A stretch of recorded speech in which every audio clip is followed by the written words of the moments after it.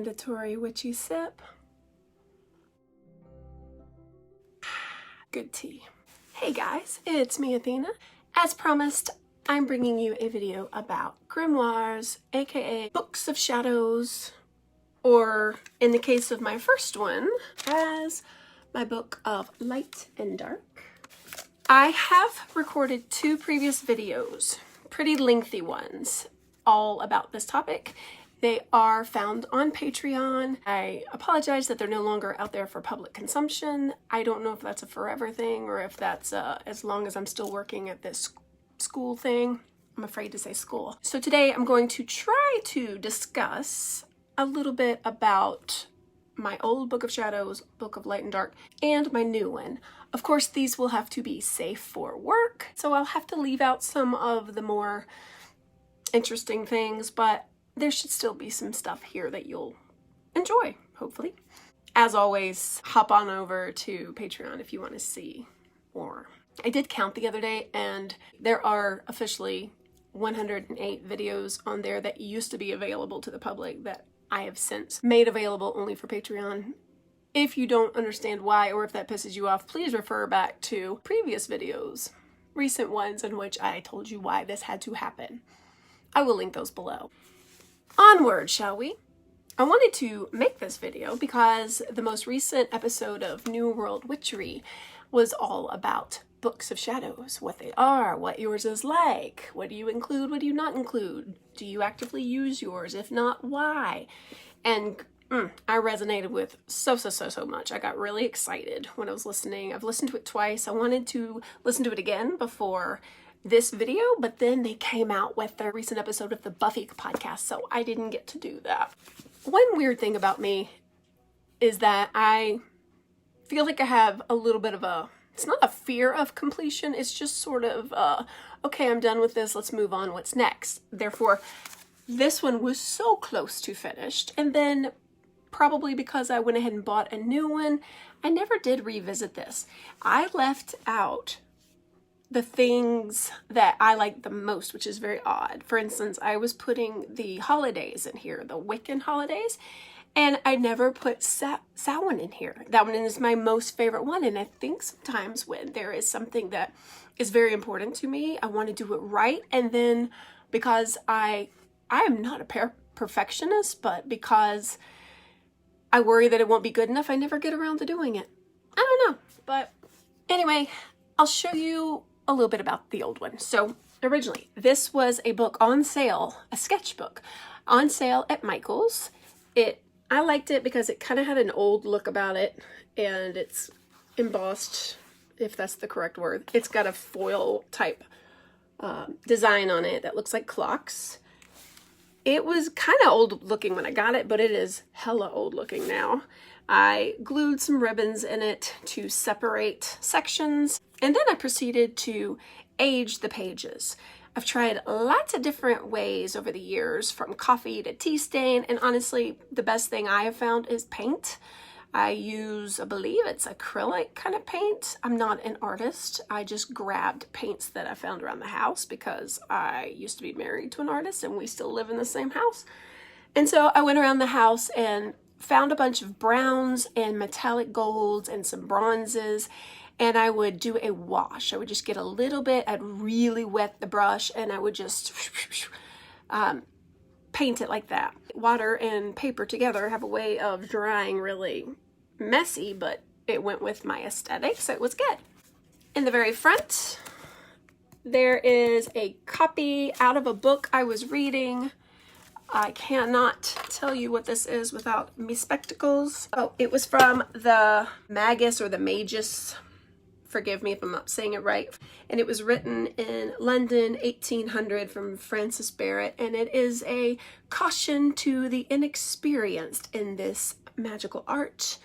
A word of advice to those who would be adepts. I'm not reading it to you. If you're interested, go check it out. I bought the book.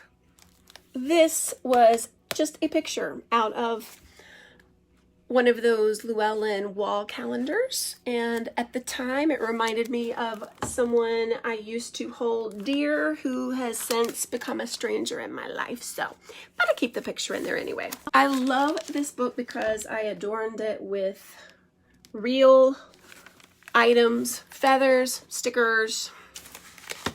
I know people are weird about stickers, but if they're vintage looking or, I don't know, have a cool classic look about them, I don't have a problem with it.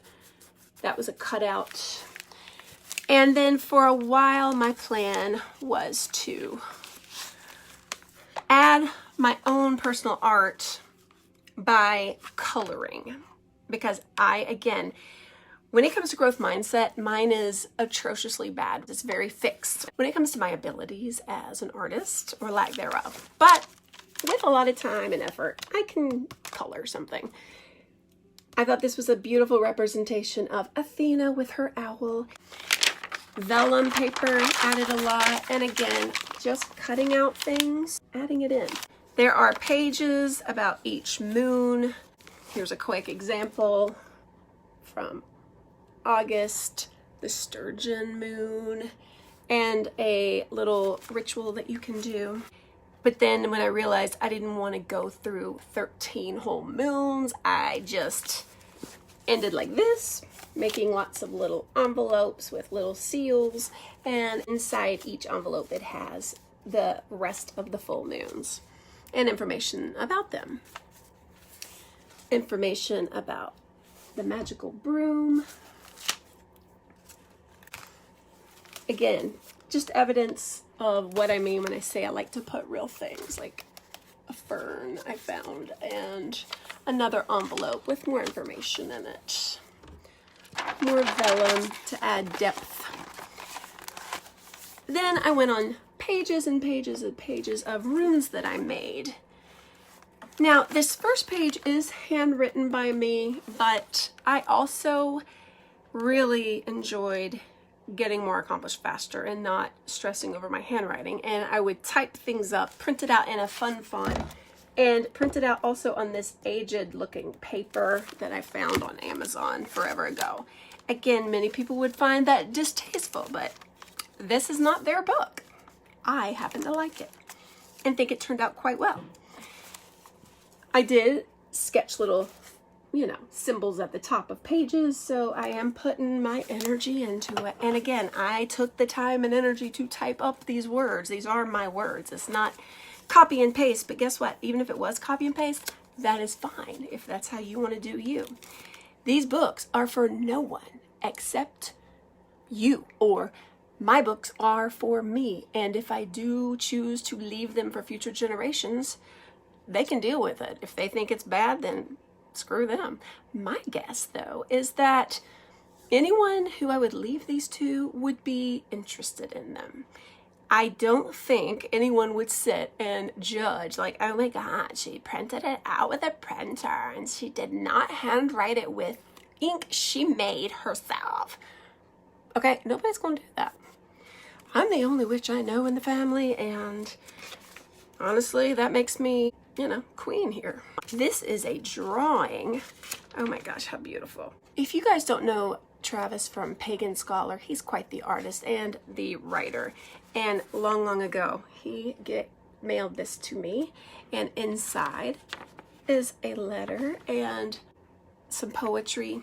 And I value that. And if I ever come back to this, which I hope I do, it will go on my Samhain page. Now, here's how I did my holidays. Again, I used to try to always find a beautiful woman of sorts that I could add color to in any way I desired, accompanying a page. I cannot see what I'm doing.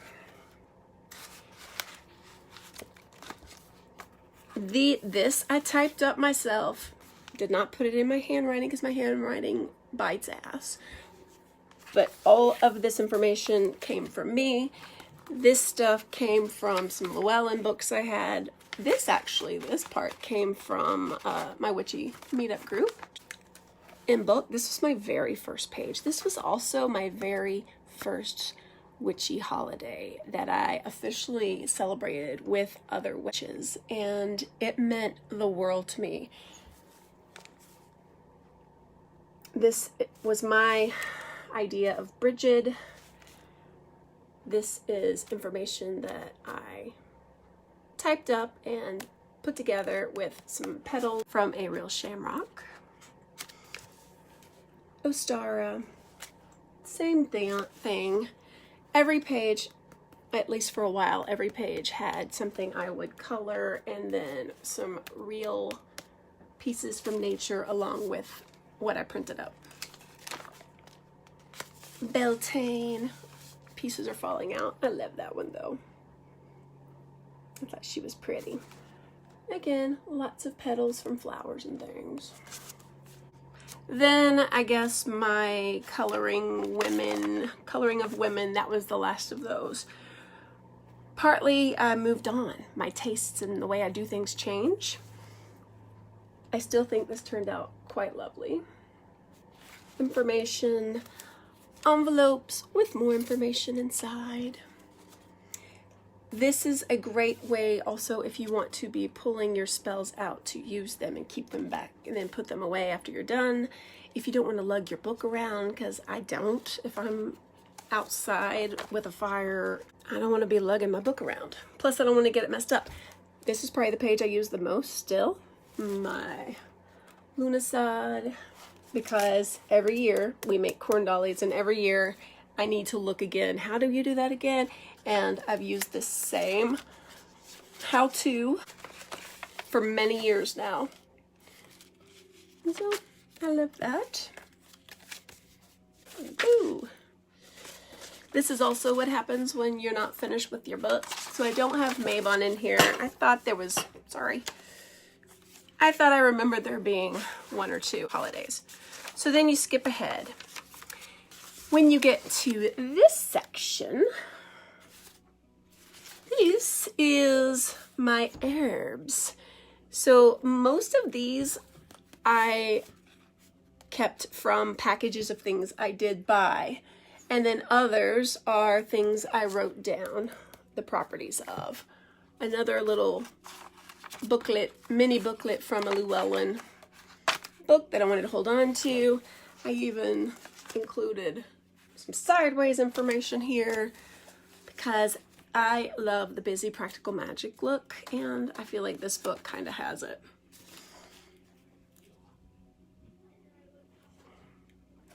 Spells and potions. I'm going to have to say you'll find that over on Patreon. Meal blessings, which is familiar. Okay, let's keep going. So I got into astrology and went online and bought a printout of just detailed information of all of my planets and a snapshot of the sky the moment I was born, since I did have the time that I was born, and it's pretty interesting. Pages and pages of this stuff. So like before, I have a little mini book in my bigger book. It also folds out this way. Whew, my hand is falling off. The whole rest of the original old book is correspondences with witchy people I love. Every postcard, every email that I printed out. There's a lot of New World Witchery stuff in here. I keep it in here. I love it. This is like love mail, you know, even if it's just a little thing I got along with a little gift, I keep it because it's love and it makes me happy. Isn't that awesome? And then my trip to Salem, my original trip to Salem. I'm going back and I'm dying of joy. Oh my God. It's like, I'm so excited. It's almost inappropriate. But my first trip up there, I met Eden, and I have this little folder full of stuff, tags from places we visited. Her handwritten letters. She writes the best letters. She writes on giant parchment with a quill. I mean, look at that. That is some kind of dedication and love you will not see from me. I will give you the love and dedication, but I will not sit and handwrite a lot of stuff anymore because it just, whew, that seems above my pay grade. All right, that's my first book. Now, luckily, my second book is sadly very short. There's not much to it. I had it sitting out for the longest time on this dresser, but honestly, I didn't want it collecting dust. I didn't want my cat sitting on it. I didn't want it to draw unwelcome attention. So I wrapped it up in this prayer shawl that I have from my favorite yoga ashram. And I keep it put away on a shelf. I got it out for y'all. I have not looked through here and I have barely used this book. It is huge. It is a tome, not necessarily hardback, but pretty dang close. I adore it beyond words. It's a little doohickey. I'll let you look at it up close. So, and the back looks like the front.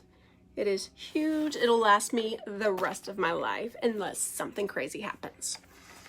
It is larger than my other book, which means if I were to go to do my old school typing and printing, it would require bigger paper. And I will tell you, I'm having issues lately with my computer and my printer getting along. So this one's probably gonna be all handwritten, which is why I haven't done much. So opening it up, you can tell it's a work in progress because this is how I do things. I collect stacks and stacks of things that are gonna go in there. Letters, labels. Just so much goodness in here. Something amazing about this book is the pages are infused with flower petals. Can you see? They are cottony, magnificent, and delicate. You can't erase, which lends itself to more stress with me. It does have its little dedication and that glued in on the front, which I'm planning to add to, but that was a start. I have a weird system. It makes me think of Lane. Lane, being a Virgo, which I'm not, she stresses over the organizational aspect, and that stress about it has to be organized and how to get started. It kind of stops her from doing things. I heard once from Velma Nightshade, one of her strategies that she had heard of. I don't know if she does this, but she said there is one way of thinking out there where you just open the book anywhere, the middle. There's no rhyme or reason. Just open and start putting stuff in it and don't worry about it. You can always find out later where it is. It's not like you're never going to find it. If you want, you can leave room in the back and have an index for when you're done with everything. Or you can just be like, search for it. You know, you might stumble across something else you need. I thought that was magnificent. So I, on my first pages, opened it to the middle. I got a lot of stuff in here. I really need to do something with this. I'm glad I'm getting all this out because I need to use it. I have dried flowers laying in here. Let me find my first page. I'm not gonna spend time on this. Something that Ember Honey Raven said, and it was her fiery wall of protection. It has the ingredients, it has the direction. I put stamps along it to kind of add art. So this is the opposite side that mirrors it, okay? This is an example of one of those little, not even stickers, but like cutouts to add a little je ne sais quoi. Another page that I did, I don't like these two pages, but I was like, screw it, you don't need to like it, you just need to do something. A double page spread all about sage. I brought materials back from one of my witchy meetup groups, and the herb du jour was sage. This did not turn out great. I don't like it. I'm pretty sure I put the book away after this page, but you know what?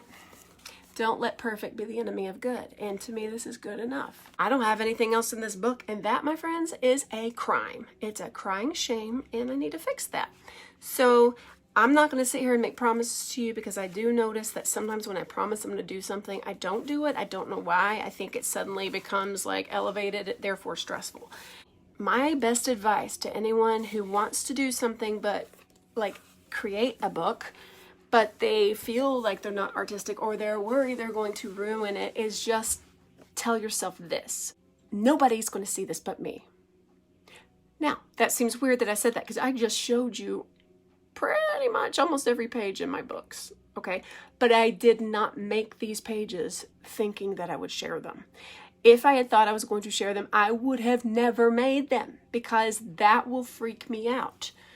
I used to love being a writer when I was younger. I literally thought I would grow up and that was my dream. I would be a writer. I spent hours of my life as a teenager. I hand wrote and filled so many thick notebooks following a story. They'd be short stories, but mostly really long books that I would spend 2 or 3 years writing. They were garbage, but I didn't know they were garbage until I got older and started reading really good, better literature. But when I wrote them for me. I took a creative writing class in college. I got an A in it, because I do have some talent in writing. But if you write, if you paint, if you draw, if you create a book of shadow, even if you make a video in the beginning, worrying about what others will think, it might not ever come to life or to fruition. My very first YouTube video is, unfortunately, I think is now only on Patreon. But it is me sitting in this spot here, terrified. I was so terrified. I thought, you know what, just record it and just delete it. Just record it. Just try. It's probably going to suck and you'll just delete it, but just try. And that's like the first thing I say. I pretty much say hi, and then I say, if I don't do this now, I'm never going to do it. And I wanted to do it so bad. And once I got the first one over with, I tried the second one, and it was scary too, but I felt like it was a little bit better. Honestly, by the third or fourth one, I was starting to get my groove and feel good about it. All that is to say is, wow, that was off on a tangent, wasn't it? All that is to say is, this book is for you. Your book is for you. This book is for me and whoever I might share it with, if I do, and I probably will. Do not make your book worrying about what others think. Do not even look at it like this is the one. Look at it like, you know what, it's going to suck. I don't care. I'm just going to get started. Because here's the thing. Put yourself in the place of your future relatives or whoever might inherit it. If you inherited someone in your family's old Book of Shadows, even if it was just a frickin' marble composition notebook full of scribbles and spills and just like illegible, would you be like, oh my God, look at this. This is so pathetic. You would not. You would eat it up. You would value the hell out of it. Especially, I always picture things from your deathbed, like the deathbed mentality of, what do I want to say? What do I want people to remember about me? What do I want to leave behind? I have a few goals going forward. One of them is I'm going to have a journal section where I just write. I'll write my origin story of how I ended up here, how I found my way onto this witchy path. A girl who was a lazy Methodist and who really didn't question things and didn't have strong feelings one way or another. How did I find myself here in a place where not only do I believe in magic, I know it's real. I have caused change in my life. That is an indisputable fact that has blown my mind. It's a fact. I want to write about that. I want to include in my book any family lore I might remember, which is very little, sadly. But there's a few things I can remember from my childhood that some of my Southern grandparents said. It's kind of interesting. I'd like to include that before it goes away completely. And I could ask my sister what she remembers. I could even ask my dad while I still have him if there's anything. I think it's going to be hard with him, but you never know. Stuff comes up. You never know. You just have to ask. I'm not going to sit here and make any promises to you about what I might do in this book, but I do want to tell you that I do intend to add some things. I do intend to do some of that journal writing and to stop worrying about it being perfect. I make lots of mistakes when I write. My hands, because I'm more comfortable with typing, my hands tire and my handwriting is kind of, and I hate it when I make a mistake. I've gotten where I use erasable pen because I need to erase constantly, but I don't want to do that in this book. First of all, it doesn't erase well. Second of all, it's not archival. This kind of pen that I like, that Frixon, however you call it, they're wonderful, but if they get hot, the heat is what makes the ink go away. I don't want that to happen. I want this to last. I have that amazing new fountain pen that Ember sent me, and I would like to try it. My experience with fountain pens in the past is I make a big, blobby, disgusting mess, which I am not willing to do in this book. So what I could do, and what I probably will do, is handwrite it on separate paper and then paste it in like I've done with the other things. Or practice and practice until I feel like I'm better at it. That just doesn't sound like me because I don't put a lot of time. I feel like I don't have a lot of time to spend on stuff. I'm going to add some stuff to it. I feel inspired. I'm going to leave it out. I'm going to still cover it because I don't want my furry cat baby butt all over it, but I'm going to add to it. Maybe even today if I can be properly motivated or capture this motivation before it goes away. I hope this video was a little bit interesting to you or could help any of you who are struggling to write in your book or commit to a book or get started if you want to, or any other little project you want to do. I recommend, if you don't already know her, check out Molly Roberts. She has a YouTube channel. I don't remember if it's still called Her Speak. I get a lot from her via Patreon. Her Patreon page is amazing. I mean, literally, she's so wonderful. Even for $1, you get lots of stuff. She goes way, way up though. You can get some like original artwork from her for the higher up levels. And if I had more money, I would give so much more to these people I love. Anyway, watch her stuff. I'll try to include it below, but one of her best videos, my favorite video, about don't be too precious about your Book of Shadows.